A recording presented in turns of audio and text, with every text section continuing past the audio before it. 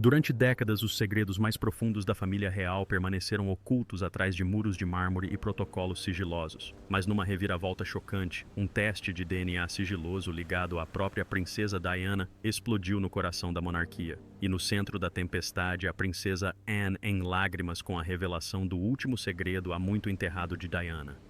Antes de nos aprofundarmos no que isso realmente significa para a família real, certifique-se de se inscrever para não perder nenhuma atualização. Os primeiros rumores não vieram da imprensa. Eles vieram de dentro do próprio palácio. Uma tensão repentina e frenética tomou conta dos corredores reais quando se espalhou a notícia de que um relatório de DNA confidencial que se acreditava estar lacrado para sempre havia ressurgido. Cortesãos pararam no meio da frase. Telefones silenciaram. Portas que normalmente ficavam abertas se fecharam abruptamente sem explicação. Em poucas horas, uma reunião de emergência foi convocada no Palácio de Buckingham. Não era uma reunião de rotina nem uma discussão cerimonial. Era urgente. Os rostos estavam pálidos, as vozes eram baixas. Todos naquela sala entenderam uma coisa claramente. Não se tratava de fofoca ou reputação. Tratava-se de sangue, de legado de uma verdade que, uma vez revelada, não poderia ser desfeita. E então chegou o momento para o qual ninguém estava preparado. A princesa Anne, há muito considerada o pilar inabalável da disciplina real, recebeu o relatório. Aqueles que testemunharam o ocorrido falaram mais tarde em voz baixa, descrevendo como suas mãos começaram a tremer enquanto lia. A sala prendeu a respiração. Os segundos pareceram intermináveis. Então, sem aviso prévio, Anne desabou. Lágrimas rolaram. Sua compostura desmoronou. Uma mulher que havia resistido a décadas de tempestades na realeza foi subitamente dominada por algo muito mais profundo do que um escândalo. Não se tratava apenas de surpresa. Era reconhecimento, pois o teste de DNA não existia isoladamente. Ele retrocedeu no tempo, entrelaçando-se a uma conversa privada de décadas atrás entre Anne e Diana. Uma conversa que nunca havia sido gravada, nunca reconhecida e nunca perdoada. Uma conversa na qual Diana, temerosa mas resoluta, insinuou uma verdade que, segundo ela, poderia destruir tudo se viesse à tona. Em cartas particulares, trocadas em segredo absoluto, Diana havia aludido a um segredo final, não um caso extraconjugal, não uma traição ao casamento, algo muito mais perigoso, algo enraizado na própria identidade. Anne sempre acreditou que era um aviso destinado a morrer com Diana, um fardo que ela carregava por lealdade, não por certeza. Agora esse fardo tinha peso, peso científico, peso irrefutável. À medida que o pânico se espalhava, os funcionários do palácio receberam ordens para manter silêncio. Nenhuma declaração foi preparada, nenhuma negação foi emitida. Os mecanismos habituais de controle de crises da realeza simplesmente paralisaram. A ausência de uma resposta oficial apenas intensificou a sensação de que aquilo era diferente de tudo que a monarquia já havia enfrentado.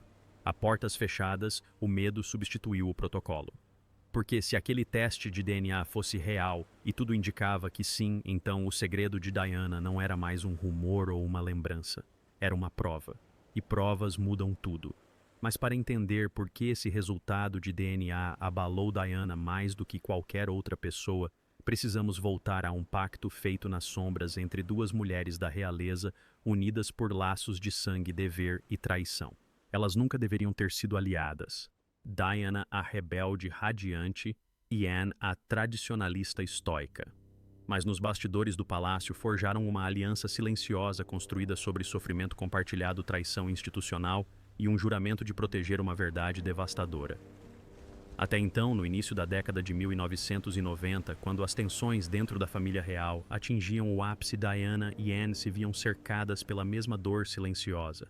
Para o mundo, pareciam mundos à parte. Diana com sua vulnerabilidade emocional, Anne com sua determinação inabalável. Mas em privado, elas começaram a se encontrar em momentos reservados da vida pública. Momentos em que as máscaras caíam e os fardos do sangue real ficavam expostos. Esses encontros secretos não eram agendados, não eram anunciados. Simplesmente aconteciam silenciosamente longe dos olhos do público e repletos de confissões que ninguém mais deveria ouvir. Foi durante uma dessas conversas clandestinas que Anne finalmente quebrou o silêncio sobre Charles. Não se tratava apenas dos casos extraconjugais conhecidos ou do distanciamento emocional, mas de algo muito mais profundo. Ela revelou seus cálculos políticos frios, sua obsessão com o legado e sua disposição para marginalizar qualquer um, até mesmo da família, que não se alinhasse com sua visão para a coroa. Não era amargura, era desilusão. E Diana ouviu sua própria dor refletida na rara vulnerabilidade de Anne. Então Diana disse algo que Anne jamais esqueceria. Com uma certeza silenciosa, porém arrepiante, Diana se inclinou e sussurrou que tinha motivos para acreditar que a linhagem talvez não fosse tão segura quanto a firma acreditava. Ela não deu detalhes. Não mencionou nomes, apenas um aviso enigmático de que se a verdade viesse à tona, a monarquia jamais seria a mesma. Ela não parecia com medo. Parecia preparada, como se já tivesse tomado medidas para garantir que um dia alguém soubesse. A partir daquele momento, a relação entre eles mudou. O que antes era uma simpatia silenciosa transformou-se em um laço de confiança. Começaram a trocar cartas manuscritas cuidadosas codificadas. Elas compartilhavam medos sobre a instituição, sobre seus filhos, sobre os futuros que estavam sendo escritos para elas, sem consentimento. E nas margens daquelas cartas havia fragmentos de uma verdade mais profunda, uma verdade que ambas sabiam que jamais viria à tona enquanto estivessem vivas. Então veio a conversa que assombraria Anne por décadas. "Se algo me acontecer", sussurrou Diana numa noite chuvosa após um evento familiar, "você precisa proteger a verdade. Você saberá quando chegar a hora certa." Anne assentiu com a cabeça, acreditando que era um voto que jamais teria que cumprir. Mas quando Diana morreu anos depois, aquela promessa antes vaga e distante tornou-se um fardo que Anne carregaria em silêncio. Ela nunca falou sobre isso, nunca mais insinuou nada a respeito. Mas também nunca se esqueceu. Os anos se passaram. O tempo encobriu a dor. Mas agora, com o teste de DNA em mãos, Anne percebe que Diana nunca falou em enigmas. Ela falou em forma de advertência. E o que antes era uma lembrança assombrosa se tornou um fato científico. Frio inegável e pronto para abalar os alicerces da coroa.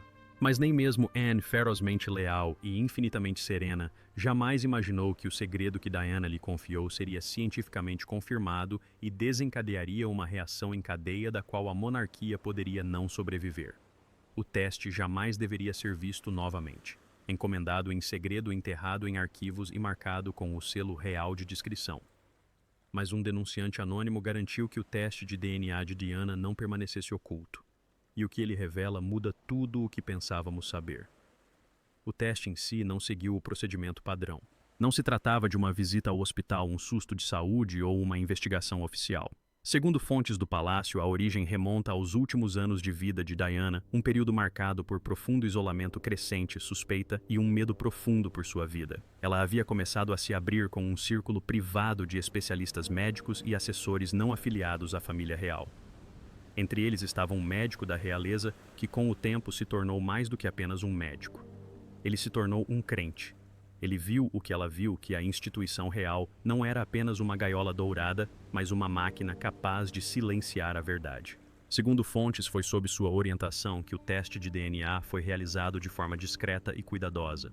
Fora dos canais reais, corriam rumores de que Diana insistiu em uma amostra em particular coletada discretamente, armazenada em segurança e que jamais deveria ser revelada a menos que ela não sobrevivesse. Era sua garantia, sua última linha de defesa contra um sistema em que ela já não confiava. Mas quando a tragédia aconteceu e ela morreu naquele túnel em Paris, o teste não veio à tona. Desapareceu. E foi aí que Anne voltou a entrar em cena.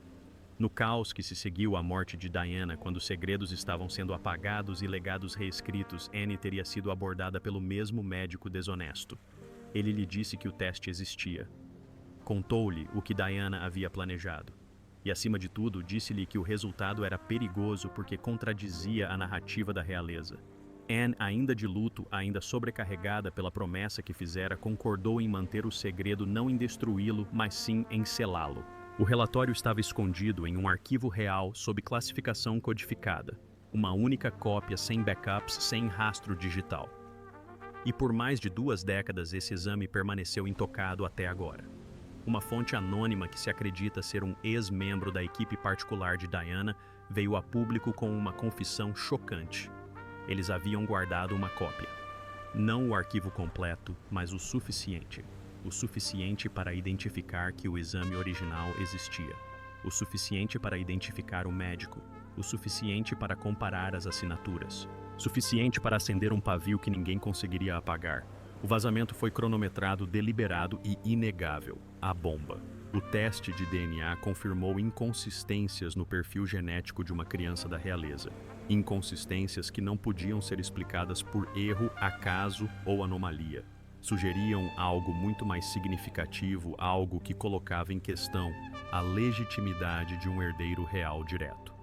As ramificações foram imediatas, questionamentos sobre a sucessão, questionamentos sobre a legitimidade, questionamentos sobre todos os protocolos, leis e cláusulas de herança reais ligados ao sangue. E enquanto a monarquia tentava conter, distorcer e silenciar o assunto, o estrago já estava feito. Porque aquilo não era mais especulação, era ciência, e apontava para uma fraude no âmago da empresa. Mas o verdadeiro choque não foi apenas científico, foi emocional. E no momento em que Anne viu o resultado, tudo desmoronou. Para uma mulher conhecida por sua compostura férrea e disciplina inabalável, a imagem da princesa Anne, tremendo e soluçando a portas fechadas, abalou até mesmo seus críticos mais ferrenhos. O que ela viu naquele relatório que a devastou completamente. O palácio não é estranho a crises, mas nada preparou suas paredes para o som da princesa Anne se quebrando. Não aconteceu durante um discurso público ou sob o brilho impiedoso dos flashes das câmeras. Aconteceu em particular em um escritório real pouco iluminado, cercada pelos poucos assessores em quem confiava enquanto segurava os papéis que confirmavam o que ela tentara esquecer por tanto tempo. Testemunhas a descreveram mais tarde como visivelmente trêmula, com as mãos tremendo incontrolavelmente enquanto relia o teste repetidas vezes. A mulher conhecida como a rocha inabalável da monarquia estava devastada, soluçando completamente desmantelada. Ela se recusava a falar com qualquer pessoa, nem com Charles, nem com Camila, nem mesmo com William, que, segundo relatos, foi vê-la. As portas permaneceram trancadas, as cortinas fechadas.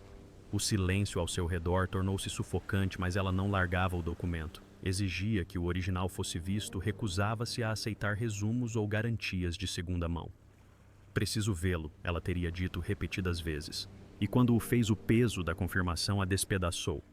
Anne não chorava por causa do que o DNA revelava.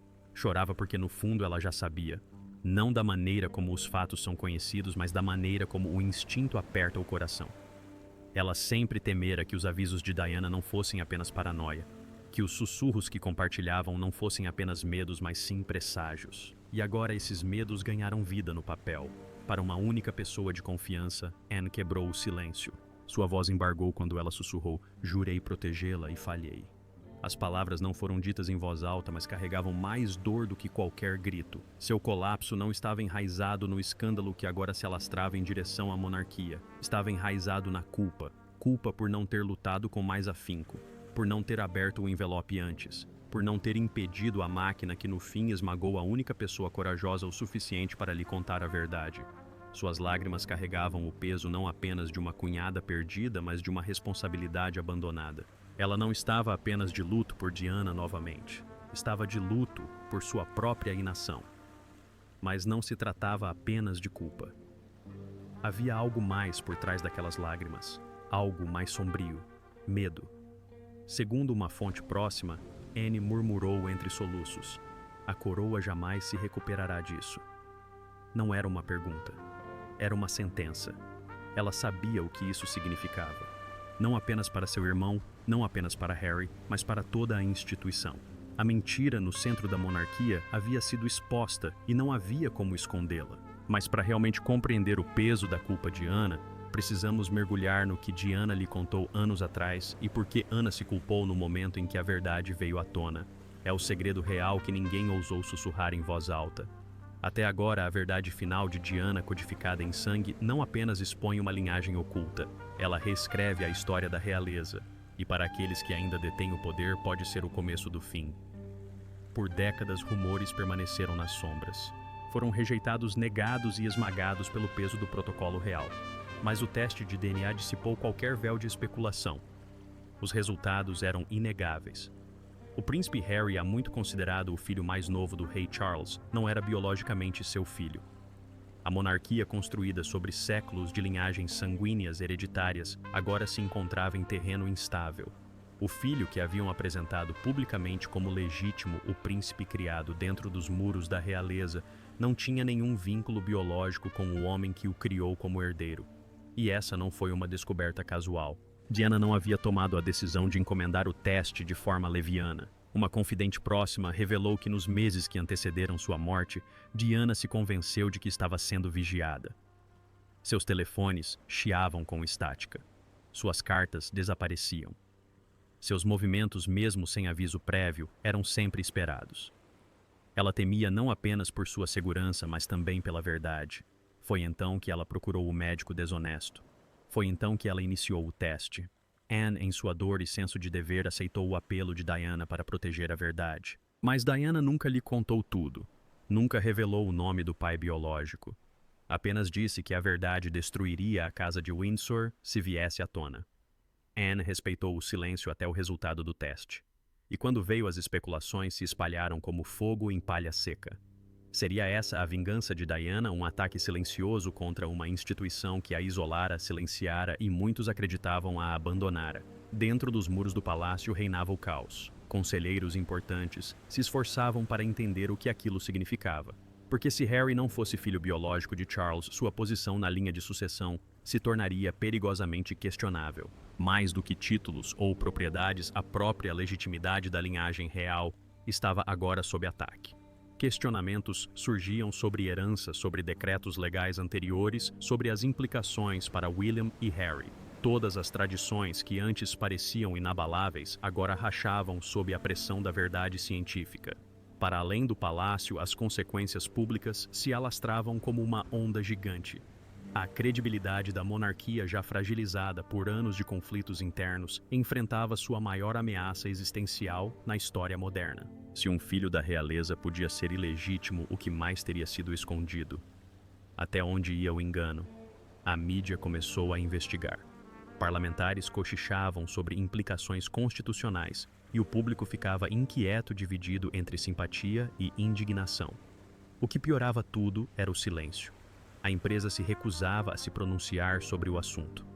Cada momento de silêncio só alimentava as especulações. E o silêncio choroso de Ana não ofereceu proteção. A instituição que ela passara a vida defendendo estava agora implodindo e não havia um plano para sobreviver a isso. Enquanto o palácio se esforçava para conter as consequências, uma figura permaneceu notavelmente silenciosa até que finalmente se calou. E quando a rainha Camila finalmente quebrou o silêncio, só piorou as coisas. Enquanto Ana chorava e Carlos se retirava, Camila, segundo relatos, explodiu. Não em negação, mas em fúria fria. Seu silêncio terminou com um comentário cortante que deixou todos na sala sem fôlego e Ana ainda mais devastada. Nas horas que se seguiram ao colapso emocional de Anne, o palácio mergulhou num silêncio raro e perigoso. Mas não durou muito. Quando Camila chegou à reunião privada de crise convocada às pressas, seu semblante era tudo menos abalado. Segundo várias fontes internas, ela não estava surpresa, estava furiosa. E não com o teste de DNA, mas com Diana, com a memória de uma mulher que, na visão de Camila, havia usado a verdade como arma do além-túmulo. Ela sempre foi imprudente. Camila teria cuspido as palavras com a voz afiada e inflexível. Agora veja o que ela fez. As palavras cortaram a tensão como uma lâmina. O silêncio tomou conta do ambiente. Anne, ainda pálida e de luto, olhava incrédula. A ferida deixada pela revelação de Diana ainda estava aberta, e a reação de Camila a agravou ainda mais. A tensão entre Anne e Camila, sempre latente sob a civilidade real, reacendeu naquele instante não como uma discordância, mas como uma batalha. Camila exigiu que o palácio controlasse a narrativa. Sua voz ecoava pelas paredes de mármore enquanto ela delineava um plano. Respostas públicas discretas, controle de danos confidencial e, se necessário, ameaças legais. Ela falava em proteger a monarquia, em conter o escândalo, em dissipar as dúvidas antes que se espalhassem. Mas nunca se tratou apenas de proteção. Por trás da retórica polida, os motivos de Camila eram claros. Ela queria que o lugar de Harry na linha de sucessão fosse revogado silenciosamente, imediatamente e permanentemente. Um áudio vazado compartilhado apenas com assessores próximos capturou suas palavras. Ele não é um de nós. Nunca foi. Já passou da hora de pararmos de fingir. As implicações eram estarrecedoras. Camila não só estava disposta a usar a revelação como arma, como também estava ativamente direcionando a empresa para reescrever a história, não para revelar a verdade, mas para esmagá-la. Fontes internas do palácio relataram que as equipes de relações públicas receberam instruções para reformular a história como mais uma conspiração contra Diana, uma invenção, uma ilusão, qualquer coisa para preservar a narrativa. Mas Anne não aceitou isso. Ela se levantou com os olhos ainda vermelhos e, com uma raiva mal contida, olhou diretamente para Camila e disse: "Não se trata de narrativa. Trata-se da verdade." O silêncio voltou a reinar na sala. Então Ana saiu batendo a porta atrás de si. Chega de discussões, chega de diplomacia.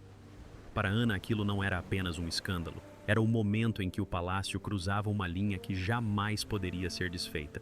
Mas enquanto as facções reais se enfrentavam dentro do palácio, o mundo exterior já sentia o cheiro de sangue e a imprensa rondava como lobos. Sussurros se transformavam em manchetes. Os vazamentos se tornaram notícia de última hora. E de repente o palácio não conseguiu conter o incêndio. Enquanto a mídia se apoderava da bomba do DNA, a empresa se esforçava para contornar o inconciliável, e Anne se viu jogada em um holofote impossível. No momento em que os resultados do teste caíram nas mãos dos jornalistas, a barreira real se rompeu. Em poucas horas, os principais veículos de comunicação estampavam manchetes impactantes em todas as plataformas. A bomba do DNA de Diana. O príncipe Harry é realmente um Windsor linhagem real em risco. A narrativa real, cuidadosamente controlada, não estava mais em suas mãos. A história tinha vazado e o mundo inteiro estava assistindo. Não demorou muito para que as especulações se tornassem cruéis. Todos os especialistas, todos os repórteres, todos os biógrafos da realeza tinham um ponto de vista e não hesitaram em investigar a fundo. Num minuto, as manchetes questionavam o prolongado silêncio de Charles. No minuto seguinte, questionavam a herança de Harry. Em seguida, começaram as especulações públicas sobre quem seria o pai biológico, com fotos antigas e rumores há muito esquecidos sendo desenterrados e usados como arma para gerar visualizações. Em meio a tudo isso, a princesa Anne tornou-se um foco inesperado. Alguns a viam como uma heroína, uma mulher que cumpria uma promessa feita em seu leito de morte e defendia a verdade de Diana. Outros a acusavam de traição, sugerindo que ela sabia de tudo há anos e permitiu que a mentira prosperasse. Programas de entrevistas explodiram, hashtags se tornaram tendência. A imprensa não se importava com nuances. Eles se importavam com a tempestade e Anne estava no olho do furacão. Mas a verdadeira explosão aconteceu quando uma única carta, supostamente do diário particular de Diana, vazou para a imprensa. A carta escrita meses antes de sua morte mencionava uma verdade que abalaria a coroa até o âmago e um segredo sangrento que ninguém queria ver exposto. Isso foi tudo o que o público precisava para ligar os pontos, a cronologia, o motivo, o medo. Enquanto a monarquia lutava para conter as consequências crescentes, as pressões internas aumentavam. Assessores reais imploraram a Ana que fizesse uma declaração pública para acalmar a tempestade, esclarecer os fatos ou pelo menos negar as alegações mais absurdas. Mas Ana se recusou. Ela não vacilou. Ela não hesitou. "Chega de mentiras", teria dito ela. "Que a verdade fale por si mesma." Aquele silêncio tornou-se ensurdecedor e destrutivo. A firma, outrora símbolo de tradição rígida e controle, começou a se fragmentar à vista de todos. Courtier vazou declarações contraditórias. Conselheiros renunciaram a portas fechadas. Corriam boatos de que reuniões de emergência com advogados constitucionalistas aconteciam diariamente. A ilusão de unidade estava desmoronando e o público via isso. Dentro do palácio, o caos reinava. Do lado de fora, o povo exigia respostas. E em meio a tudo isso, Anne permanecia cercada por ruído, pressão e fantasmas de promessas feitas. Mas ela não tinha terminado. Ainda não. Com a imprensa em seu encalço, a opinião pública polarizada e a coroa sob ataque, Anne toma uma decisão chocante. Um ato final que ninguém previu. Num gesto que deixou a nação atônita, a princesa Anne compareceu perante as câmeras, não como membro da realeza, mas como uma cunhada enlutada, uma protetora que falhou e uma mulher confrontando uma verdade poderosa demais para ser escondida. Sua confissão será lembrada para sempre. O silêncio tomou conta da sala no instante em que ela apareceu. Sem alarde, sem grande procissão, apenas Anne sozinha despojada da formalidade habitual que envolve os discursos reais. Não havia nenhum texto em sua mão, apenas uma carta dobrada e amassada nas bordas de Diana, a mesma que a assombrou por mais de 2 décadas. E enquanto as câmeras filmavam, Anne começou a falar não como membro da monarquia, mas como uma mulher quebrada pelo silêncio. Ela não começou com desculpas, não se escondeu atrás do protocolo, foi direto ao ponto. Sim, disse ela com a voz firme, mas carregada de emoção. O teste de DNA é real e confirma o que muitos temiam dizer em voz alta. Mas não se trata apenas de ciência. Trata-se de confiança, de dor de história. Ela confirmou o que há muito se sussurrava nos bastidores do palácio que Diana lhe havia confidenciado durante aqueles últimos anos.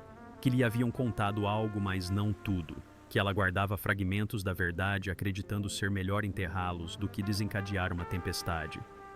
E ao fazer isso, admitiu, falhou com a mulher que mais confiava nela. Pensei que estava protegendo a monarquia. Anne continuou. Pensei que o segredo morreria conosco. Estava enganada. A verdade não morre, ela espera. E quando chega, exige ser ouvida, pensei. Então chegou o momento que tocou o coração de todos que assistiam. Olhando diretamente para a câmera, ela se dirigiu a Harry pelo nome. Você ainda é meu sobrinho, nada muda isso. O sangue pode definir a linhagem, mas o amor define a família, e você sempre será da família. O impacto foi imediato.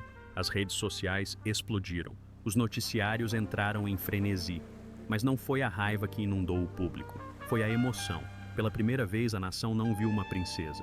Viu uma mulher que havia perdido demais, esperado demais e finalmente escolhido a verdade em vez da tradição.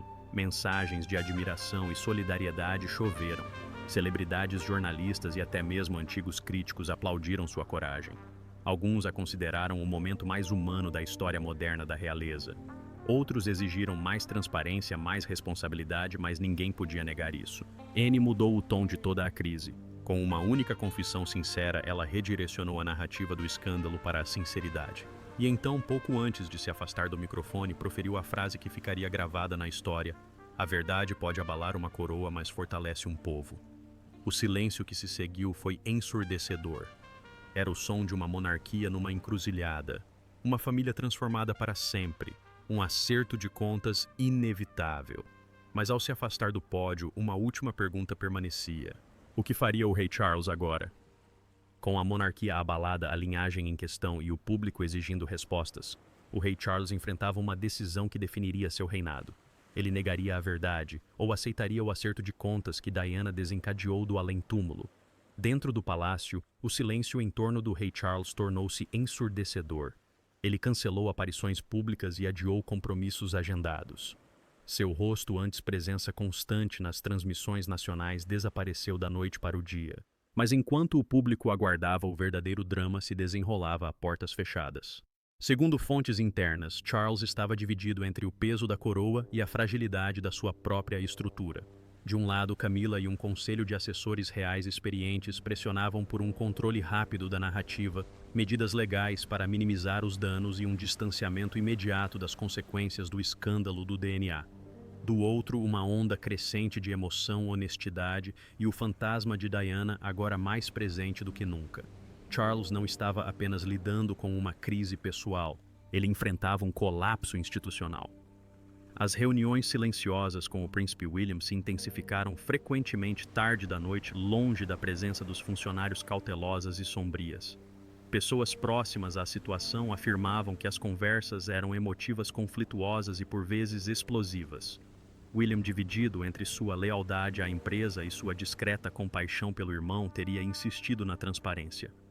Mas Charles, sempre pragmático, sabia a verdade, um fardo que poderia destruir mais do que reputações. Poderia acabar com legados. Então veio a remoção silenciosa, sem anúncio e sem reconhecimento da página oficial de sucessão real.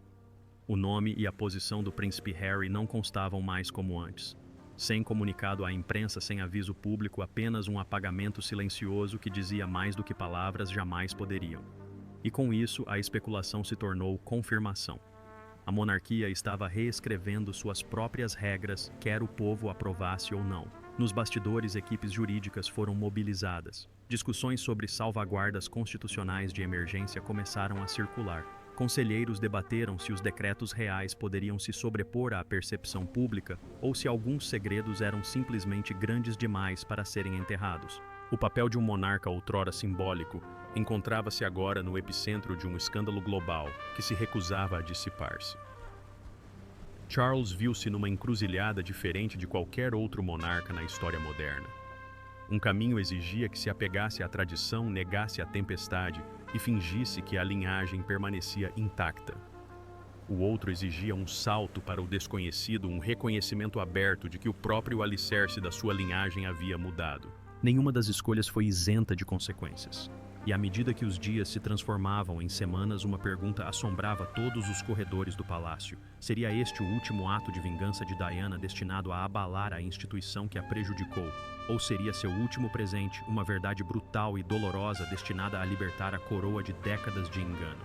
Charles ainda não havia respondido, mas o estrago estava feito.